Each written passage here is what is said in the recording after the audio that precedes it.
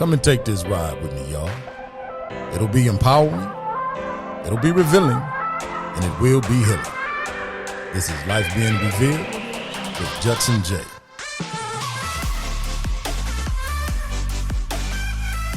Hey everyone, I hope all is well and getting better. Judson Jaye here, holding on to my crown, no doubt, keeping that king alive. Shouts out to Mama Soul, keep inspiring queen, because you have definitely been that for me. Meditating with a rising sun, out here getting it in, that's right. Okay y'all, we're just gonna jump into it. Today we're talking about love and strength. The words love and strength aren't often thought of or mentioned together, and they should be synonymous with one another. Too often, we go into relationships or we deal with loved ones without having a clear understanding that it's going to take some strength to honor the relationship while getting from it what you need, remaining true to yourself. Love is for the warrior-hearted, y'all. It takes strength of honesty to yourself as well as any other person involved, strength of straightforwardness, strength of encouragement, strength of humility, strength of compassion, strength of not being so easily offended. People don't have to see everything your way, and that's fine. Strength of understanding, strength of patience and communication, strength of sacrifice, strength of guardianship and guidance, being your brother's keeper and family shepherd, and last but not least, strength of accountability.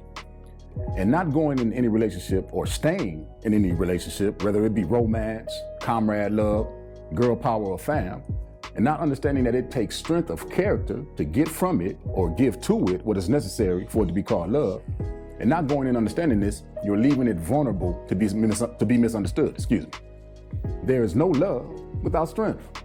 So if you're at a point in your life and you feel insecure or inadequate or inappropriate or indecisive or intimidated, if you're these things, it may seem like you need a lot of love, but at this point, the only love that's going to dig you out of that hole is self-love. You couldn't honor any love given you in a relationship atmosphere of any kind if you're these things. And it sounds a bit mean, but it's the truth. And you can be all of these things and think you're totally normal and fully functional, strong even. Often, people don't know that they're fragile because life is forever changing and people aren't. And the things that you held on to strength yesterday isn't true today. And in most cases, wasn't even true then. Like the things you gave credit for making you strong, that was really just beating you down and has left deep wounds that you're in denial of. Or the people that you thought loved and cared about you, who knew that you just didn't demand much. How you expected people to treat you, how you expected others to do by you wasn't much in terms of respect and consideration. You didn't demand respect from others, which turns into love and admiration. But you not knowing what love is, you taught yourself to settle for those people who you thought loved and cared for you. You taught yourself to settle for their mercy. And you convinced yourself that it was love and care, but you didn't understand that it takes backbone to give and demand the things from any relationship for it to be considered love. And I'm gonna tell y'all this. If you're in my life and we spend any significant amount of time together and you say you love me, you love me. I have ways that I'm set in that require some patience and understanding. and that's just for the purpose of an understanding, so we can move forward together. So if you choose to be around me at times, you love me. There ain't no doubt about it. So I've heard women say that a bad and abusive relationship has made them stronger, as if it was a prerequisite to be as guarded and non-tolerant as they are now. What happened was you was as strong and capable as you needed to be before and when you met whomever. So the abuse started, and it started breaking you down over time. So eventually, you got tired and you fought, and you got your self-esteem back. Okay, so you got your self-esteem back. So you're thinking you're stronger, but you're just back to where you started at as far as feeling secure from within yourself as you was before and when you met whomever. But you've only dealt with one part of the trauma, because if you feel that abuse made you stronger, then from a totally emotionally evolved point of view, you're worse than where you were before and when you met whomever. Giving the wrong energy credit for your strength takes your understanding down a rabbit hole, and it almost makes it impossible to understand who you truly are. I often hear young men, and I hear this all the time. I hear young men come home from prison say prison made them stronger. It's almost like saying that slavery made Africans stronger. Do y'all see any generations of full-blooded Africans that are still and have been here since they were brought over here in the 1700s? No. Slavery wiped out generations of full bloodlines through mixed breeding and lynching. So you've been to prison. I know about it. Being treated like animals and monsters. How does that build your self-esteem? When you're told when to go to sleep, when to eat, when to play, how does that make you stronger? Under the thumb of a system that's been hunting you down and you stepped in the trap, now your captor's children have a better life because of it. Tell me again, how does that make you stronger? Y'all, I grew up in the projects, the better part of my life, moving from family to family, and where single mothers were 99.9% of those projects that I grew up in. And I remember thinking that if you had a mother and a father, that you were automatically soft. And I'm dead serious. I truly felt like if you had a mother and a father living with you in the same house, that you were soft. So in believing that, I was suggesting that abandonment, instability, lack of nourishment, and lack of guidance somehow made me stronger. These emotions will lie to you even to make it easier not to deal with your trauma. Just like what an abused woman or prison inmate is suggesting to a very close degree. Listen to what you're suggesting. If you believe in these things, you're suggesting that beating people down makes them stronger than building them up. You have to pay attention to the things you give credit for your strength. Take a deep conscious look at where we come from, y'all. The conditions of the inner city are overbearing and dysfunctionally accepted. There's no healing going on in the hood, not in terms of what's needed. Coming from those conditions smothers your outlook, and I'm not talking about the 2.5% that elevates, I'm talking about the whole, the masses. Ain't no healing going on in the hood, not for the conditions of it. There's beauty there. Some of the most beautiful and inspiring people come from the inner city. I've seen the biggest and most loving smiles come from the hood.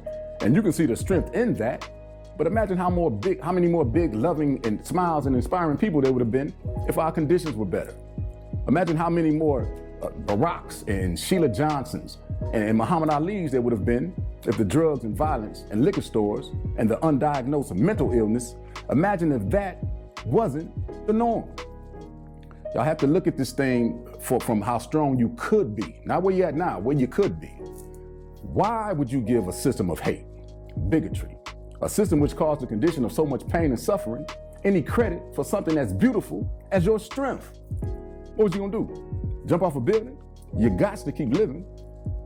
Look, I'll take the same beautiful people from my projects and move to a village in the Himalayan mountains, and the next generation will be as capable and inspiring and smiling, but with a better focus so they'll be stronger. The notion that you have to suffer to be strong is not only false, but it's the exact opposite. I've heard the saying, struggle is ordained, but suffering is optional. So what that's saying is you're gonna go through some struggle in life. Struggle is coming, and I understand that to be absolutely true. Getting through the birth canal is a struggle, so you come into the world struggling. Cool. And not only is struggle coming, but I understand that struggle is good for the soul, some struggle. But y'all have to understand that the black struggle is designed to turn into suffering, mentally and physically. So with that understanding, too much struggle looks an awful lot like suffering to me. Look, if you're going through the same struggles at 40 that you were going through at 20, your focus and understanding is suffering. It's like, okay, play tug of war for 5 minutes straight. That's a struggle. Play tug of war for 5 days straight. You're suffering now. Your hands are bleeding, your back's about to go out, your feet are swollen, you can't breathe, your chest hurt, you're sweaty and tired. But let you tell it, you're stronger because of it. Be careful of what you give your credit for making you stronger, and watch what you think strength is. Okay, back to a woman that believes an abusive relationship made her stronger. Okay, say she moves on with her life. She's able to love again and be loved. She gets married and she's living her life. Life is good. But the new husband is struggling a bit because although his wife is faithful and she's very capable of loving her husband, she encourages and lifts him up, he has a constant argument. His constant argument is, why is everything so hard with you? Why is everything so difficult with you? Why is everything a struggle with you? Everything's a struggle because the wife has convinced herself that those hard and difficult years that she went through has made her stronger. All those years of struggling has made her stronger. All those years of uncertainty and being took for granted has made her stronger. So since she has embraced that as her truth, and since people hold on to what they consider their strengths to be, in her case, it was going through difficult, hard struggles. So subconsciously, she's going to create a narrative of difficult, hard struggles because that's what she's accepted that has given her strength. And although her version of difficult, hard struggle isn't near what she just went through, it's still a hindrance. It's an emotional handicap. It's slowing down forward progress in the relationship, and it's a potential powder keg. No abusive set of circumstances has ever, and I mean ever, made anyone stronger. Abuse and trauma are not remedies for healing and growth, y'all. Okay, so say it was an orphan, abandoned and discarded by those who should have loved him or her. And they went from orphanage to orphanage, street corner to street corner, and him or her was always bullied and beat, and they never would fight back. Their scars and bruises just went unnoticed by any and everyone. One day, out of nowhere, he or she snaps, and all of that anger and all of that hurt and pain explodes, and he or she fights back, and before long, he or she has a reputation for violently beating their opponents bloody, and as someone not to be played with at all, y'all. Now, let me ask y'all this question. Who do you think will win in the fight? The orphan or someone who was trained in the gym by a custom model with patience and care, wisdom of the fight game, insight into the opponent's heads, tricks of the trade, and encouragement and praise? Who do y'all think will win that fight? I'll do y'all one better. Who do you think will win in the fight? Mike Tyson a year before he started training with Cuss? Or Mike Tyson a year later? In the streets or in the ring, it don't matter. A stronger, more focused, because now all he has to do is focus on his fight and not worry about all the other mess that his life was showing him. A more in shape, more in tune savagery. Because although the orphan fighting skills got better, the neglect that come with abuse could never have prepared him or her to be as strong as he or she would have been had they been trained and treated with some decency. And I'm not saying that people who live a life of hardship are without strength. That's not what I'm saying. A wounded lion is still a lion. But a wounded lion can never be king. Now while it's still wounded, you got to heal that first. I don't know where we get this notion that suffering and struggling makes people stronger. But I can only imagine what the first board member of any New York project go back and tell the chairman of the board when he found out that black men living there are proud to say that they live in the projects. I can hear him saying, they spray paint our project names all over the city in big, skillful, and colorful letters. And they represent who they are by using our project name. Shoot, we'll be making money forever because they are not never going to leave because they think those conditions make them stronger. Be mindful of what you give your essence to, what you choose to see strength in, and the lies that you give credit for making you strong. If you believe something that has already torn and beat you down has given you strength, then you won't seek the healing that you need to be complete, completely self-aware, and completely thriving. After some point in your life, y'all, sooner than later, if you're meant to be made stronger from going through struggle, it can only be struggle that you put yourself through purposely, knowing that on the other side, you're going to come out feeling better because about yourself, because you're going in focused and with growth in your heart.